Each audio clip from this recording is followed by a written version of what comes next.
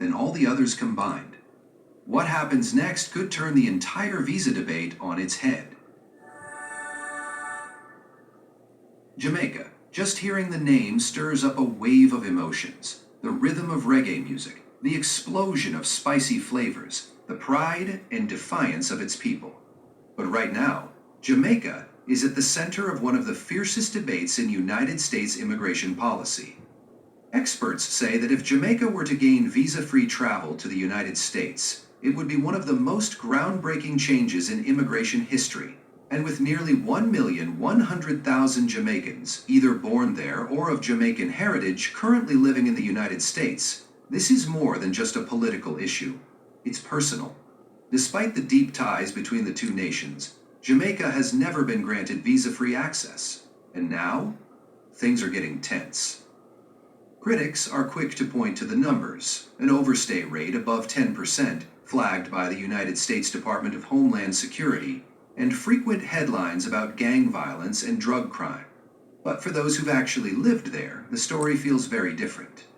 Doug Timmons, who spent 3 months living in Jamaica on a fixed income, paid around $1,200 a month to live outside the tourist areas, surrounded by local residents. I saw elderly women selling mangoes on the street, kids in uniforms walking home from school, he said. It felt real, peaceful. Crime, I didn't feel it. What I felt was connection.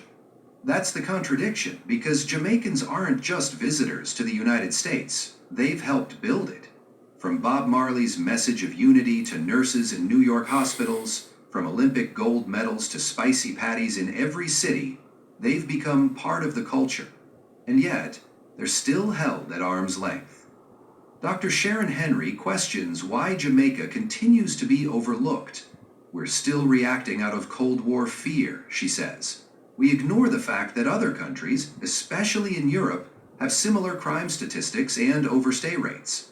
Yet they're welcomed with open arms. 70-year-old Earl Winston, a retired bus driver in Tampa, shares the same frustration. 3 of my old friends in Queens are Jamaican, he says. 2 are nurses. 1 owns a plumbing company. I trust them more than half the politicians on TV. Earl is frustrated. He says America loves Jamaican music, loves their athletes, loves their food, but doesn't trust their people, he asks. That's a double standard.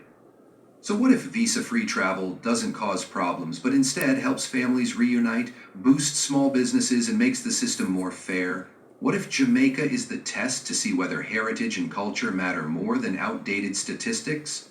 Because if Jamaica finally makes it through the door, it's not just a change in visa policy. It's a message about who America welcomes and why.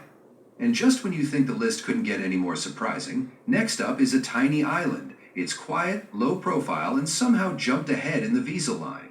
Why them? And what does that mean for the countries still waiting? Let's find out.